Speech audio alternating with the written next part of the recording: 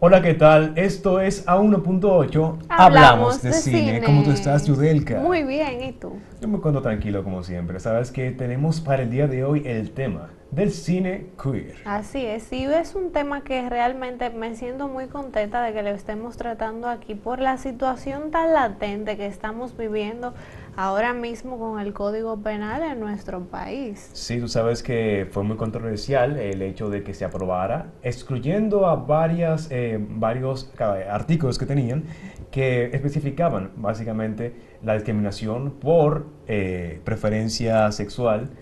Y esto, mucha gente dice, no, eso está bien, la ley es más general, pero provoca un cierto... Descontento. Y una validación a lo que sería discriminación a un cierto grupo, ya que no se contempla en la ley algo que se califique de abuso por ese tipo de discriminación. Sí. Pero ese es un tema jurídico que hay que dejárselo a los abogados. Claro, ahora aquí bajamos al séptimo arte y ustedes saben que el cine siempre ha sido un modo de expresión, un reflejo de costumbres, de la realidad, de cultura, de épocas, y en este hecho que estamos abordando el cine queer o cine LGBTQ, pues es un cine que lamentablemente muchas veces tiene que subsistir a base de festivales, que se filma con pocos recursos económicos. Claro, es un cine también que mucha gente no lo apoya. Mucha gente dice, como dijo Michael Miguel una vez en un programa de televisión,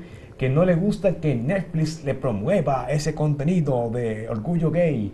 Pero al final es un contenido que tiene valor porque visibiliza a un grupo que suele ser marginado social. Que ha sido.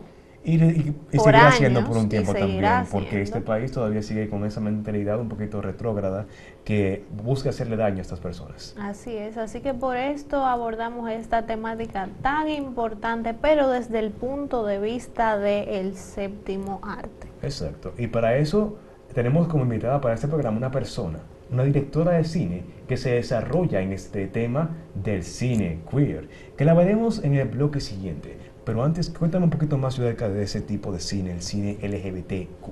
Así es, nuestra invitada, ella es Victoria Linares Villegas, para que lo tengan ya pendientes ahí en su cabecita.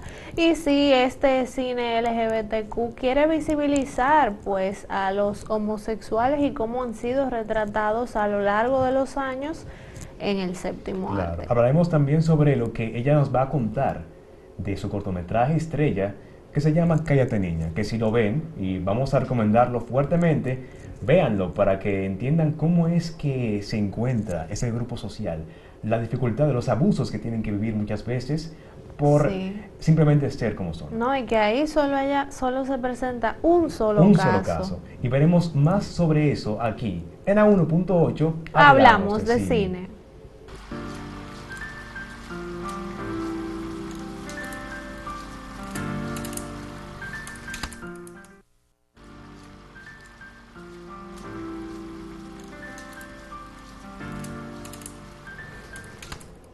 Y continuamos en A1.8, Hablamos de cine. Tenemos presente en el programa a una directora de cine que recientemente ha estado trabajando con proyectos nuevos, viene también con una película que se estrenará muy pronto, según me ha dicho, y tiene una mente brillante en cuanto a los temas que trata en sus películas, en sus cortometrajes.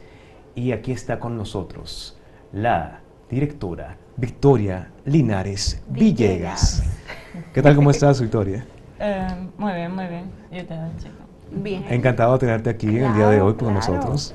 Gracias, gracias. Igualmente. No, claro, sí. Te trajimos para acá porque tenemos el tema el día de hoy sobre el cine queer. Y tú eres una directora que se ha desarrollado en este tema, predominantemente con tu cortometraje Cállate Niña. Cállate Niña.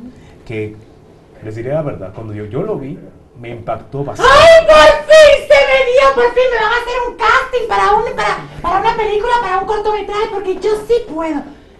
Porque tú no crees en mí. Yo no tiene nombre de apellido.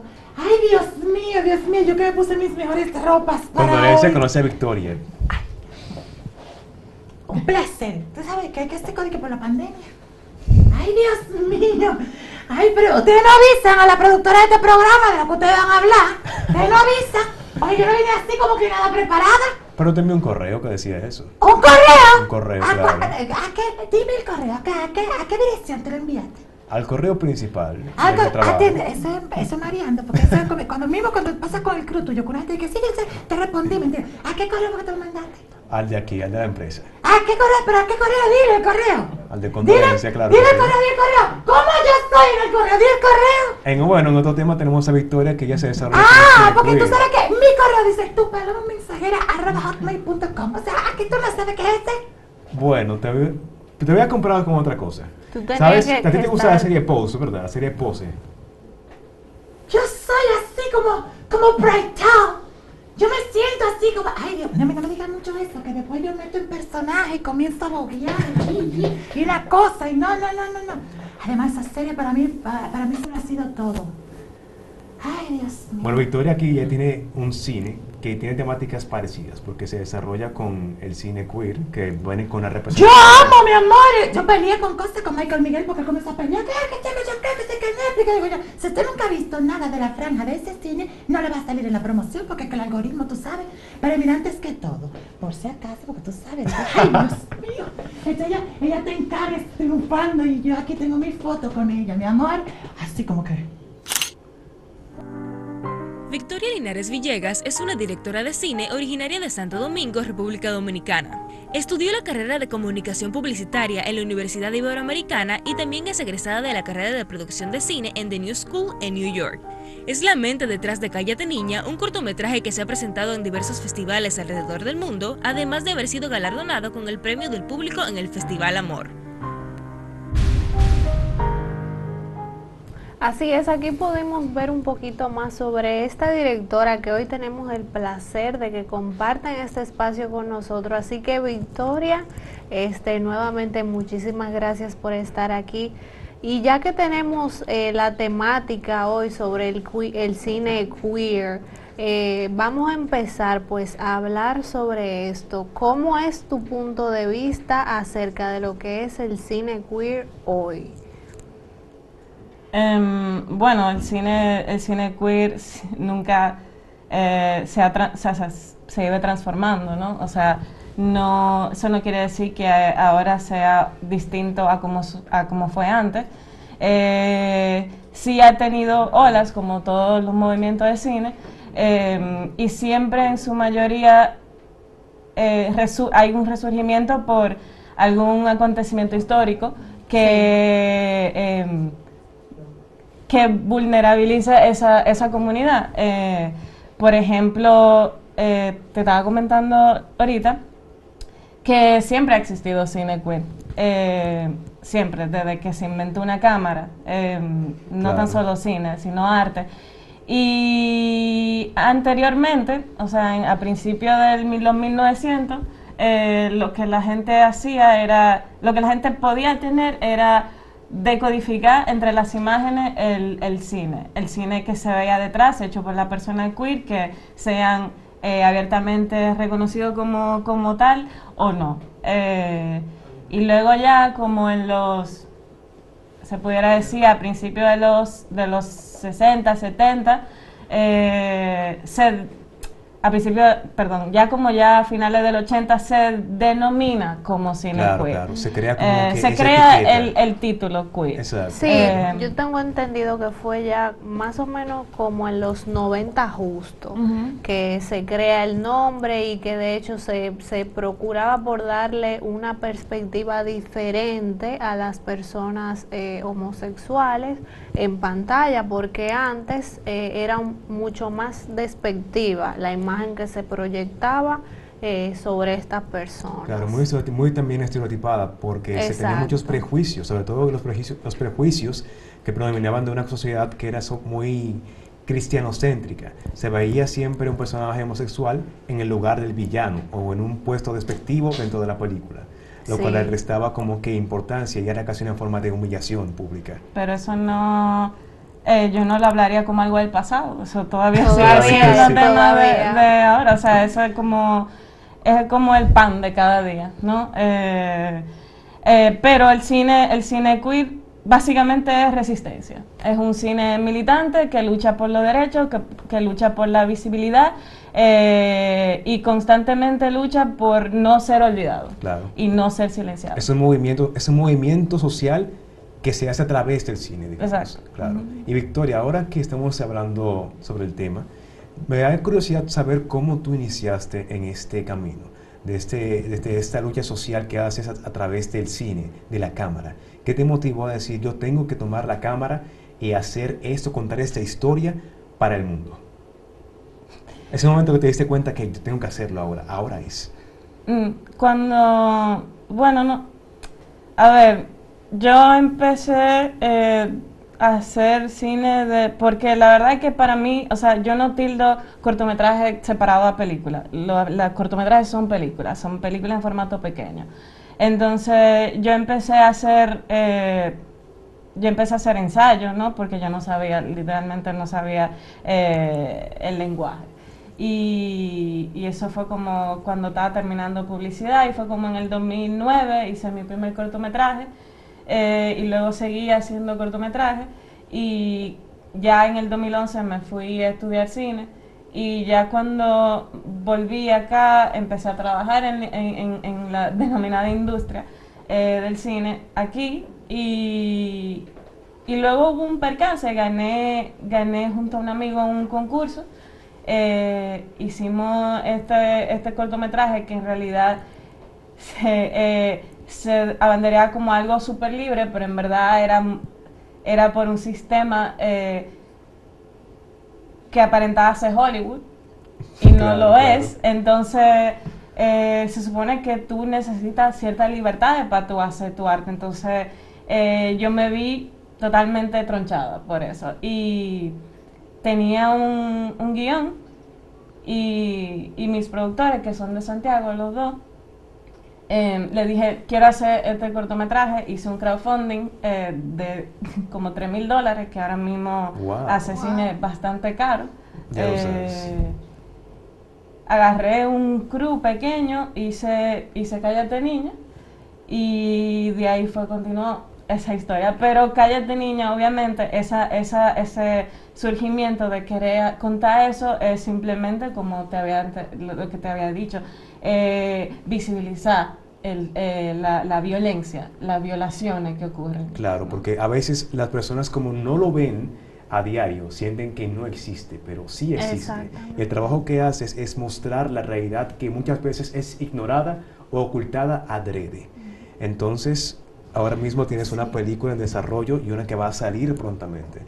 Sí, pero antes de pasar a esa, me da mucha curiosidad. Yo veo que la protagonista es Camila Santana. Cuéntanos sobre tu experiencia trabajando con ella, trabajando con ese crew. Ahí vi varias caras también conocidas entre los extras. ¿Cómo fue esa producción? ¿Cuánto tiempo tomó? Porque es un tema que hemos tocado aquí, incluso que a veces, porque una producción sea pequeña, hay gente que le resta importancia, y no, lo importante es el mensaje detrás de la misma. Entonces, cuéntanos cómo fue esta producción para ti, los desafíos o lo que más te gustó. Bueno, en realidad el desafío más grande era encontrar personas que interpretaran esos personajes, y no tan solo interpretar en un sentido de que dieran el rango dramático, sino que quisieran hacerlo. Sí, porque hay escenas muy fuertes en ese cortometraje que yo me quedé, luego de verlo, claro, de cómo la gente tuvo la fuerza de hacer eso en cámara, de mostrarse así al mundo. Y creo que nos cuentes más de eso, pero tras la pausa, que nos queda poco tiempo. Así que quédese con nosotros en A1.8. Hablamos de cine.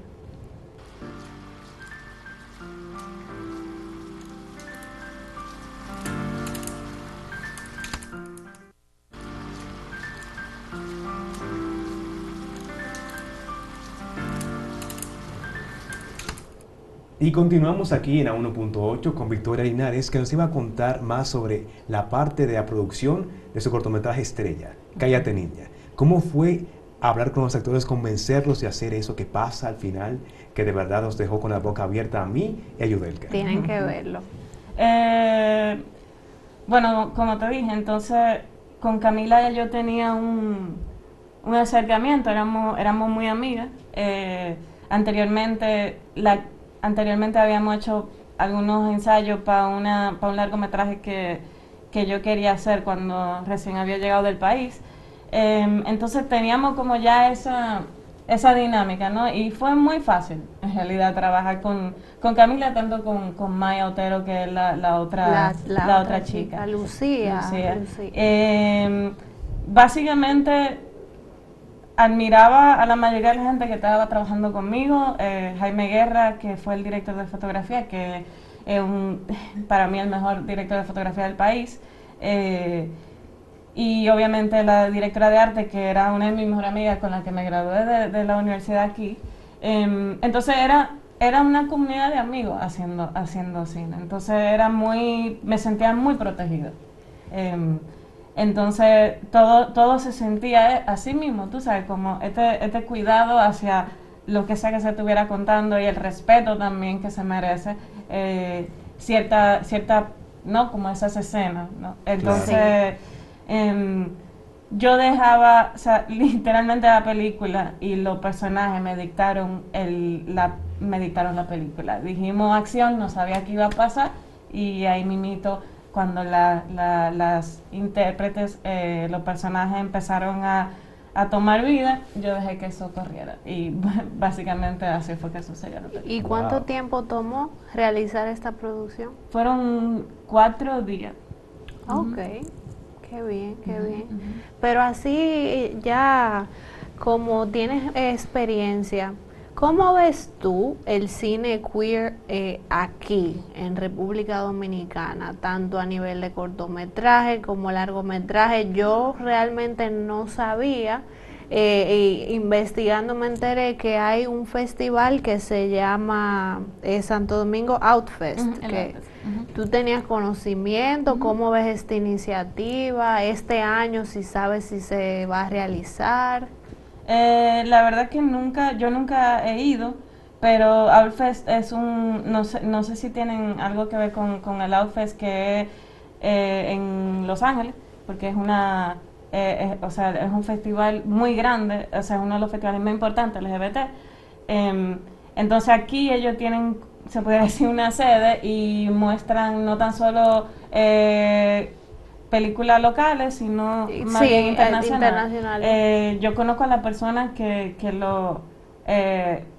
trabajan ahí, pero yo nunca no he participado y nunca he ido, pero sí sé que ha estado desde el 2010. Yo recién me entero y dije, wow, pero mira, qué buena iniciativa, pero que es una pena que prácticamente no se visibiliza, porque así como yo, hay mucha gente que probablemente tampoco tenga idea. Tiene su público, porque la verdad es que lo que pasa es que el cine queer no busca la aprobación de lo heteronormativo. Entonces el cine queer no necesariamente tiene que ser para otra audiencia queer, pero mayormente lo hace con una intención que no es como, ¿qué pensaría el público heterosexual? ¿No? Pero sí existe, o sea, sí existe cine queer aquí. Sé porque Chabón está haciendo una labor en su carrera de cine, y tienen toda esta nueva como generación, se pudiera decir, de cineastas. Sí trazan por ese camino. Evidentemente para mí no ha existido en largometraje, para mí no ha existido cine queer acá. ¿Por qué lo dices? Porque no, o sea, ¿no consideras que lo que se ha hecho hasta ahora, los intentos, que ha sido muy pocos, por cierto, de hacer un cine más, un cine representativo, un cine queer, no han sido suficientes, o solamente son películas que integran a un personaje o una relación homosexual por tenerla ahí? Sí, porque incluso era el caso que hablamos, que está Dólares de Arena, por ponerte un ejemplo. Entonces, ¿qué piensas al respecto? ¿Crees que vamos por un buen camino, que se visibilizará más, o que todavía le falta? ¿Tu punto de vista?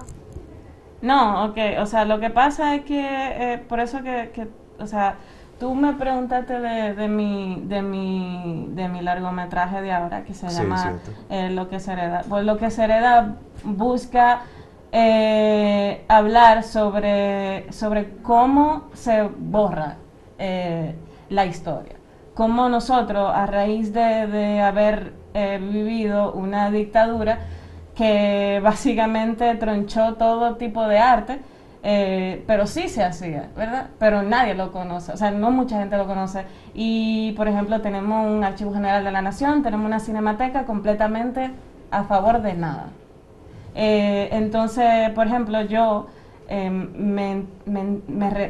recién me entero el año pasado que tenía un primo que era cineasta, que hizo cine en los 60 y en los 50. Wow.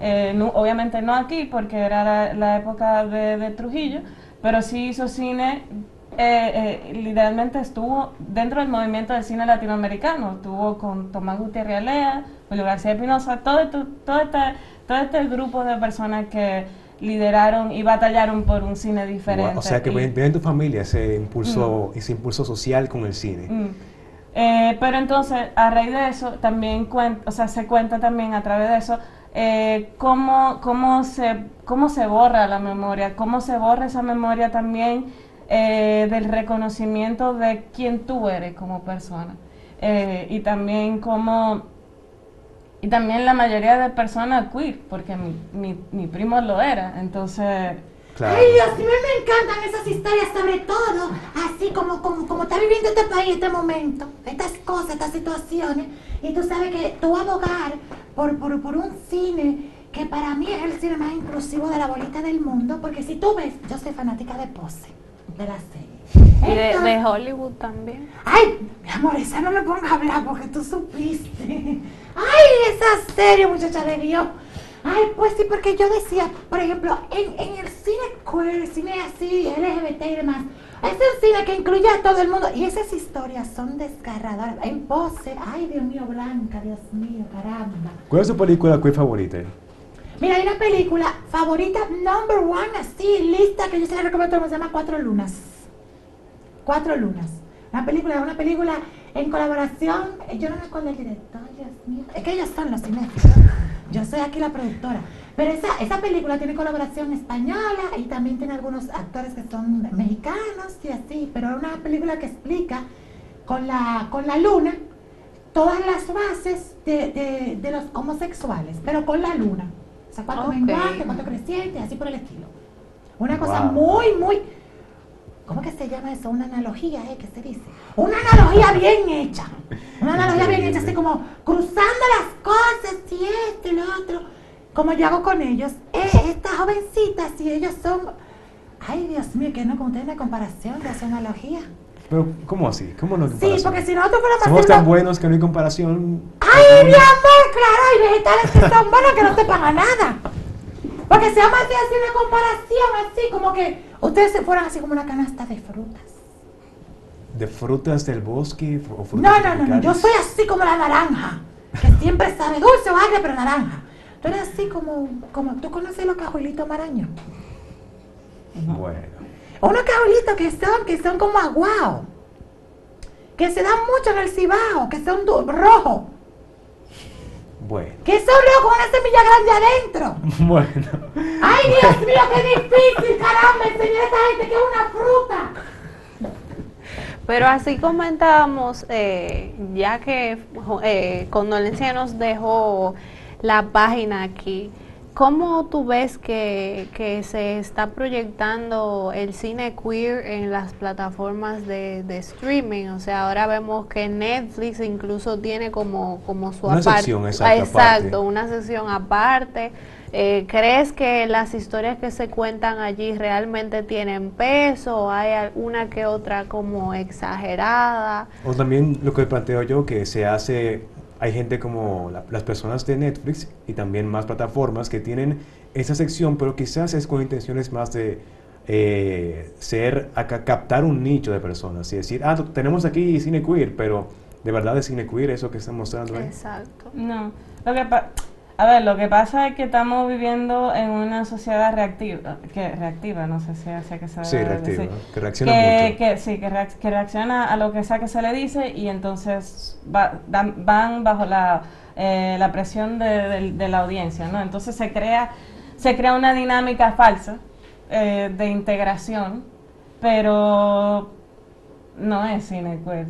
¿Entienden? O sea, como que siempre bajo una lupa heteronormativa de que estamos siguiendo el recorrido de alguien heterosexual con la... Con el personaje de adorno, con el exacto. amigo, que no necesariamente tiene ese de adorno, pero no es como no es la historia, ¿entiendes? Entonces sí han hecho su labor, sí han hecho películas. Lo que pasa es que ese no es el tipo de cine que a mí en realidad me interesa, pero de que sí han hecho buena labor, sí. O sea, hay una película que se llama Half of It que es muy, muy bonita. Claro, está en Netflix, si no me equivoco. Sí, exacto. Por eso estoy hablando, porque hablaron de Netflix. Exacto. Particularmente. De sí. Netflix, ¿cuál sería como tu top de película o de corto que tú crees que realmente vale la pena ver que sea queer? Hay una que no sé si la quitaron, que se llamaba Mosquita y Mari, que creo que es como mexicana, o no, es como de alguna de las afueras de Texas, creo que se basa, pero es la comunidad mexicana. También esa, Half of It, que creo que es original de Netflix. Como no tengo...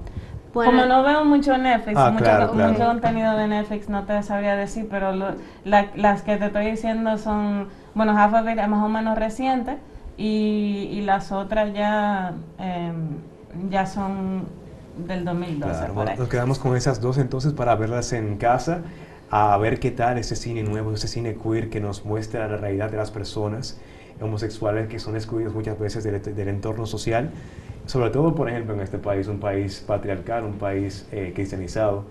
Y fue un placer tenerte aquí, Victoria. Se nos acabó el tiempo por el día de hoy. De verdad, tu conocimiento nos aportó bastante en este día para conocer más sobre el cine queer. Gracias a usted por tenerme. No, nada, entonces seguiremos la semana que viene con más del cine. Aquí en A1.8 hablamos hablamos del de cine.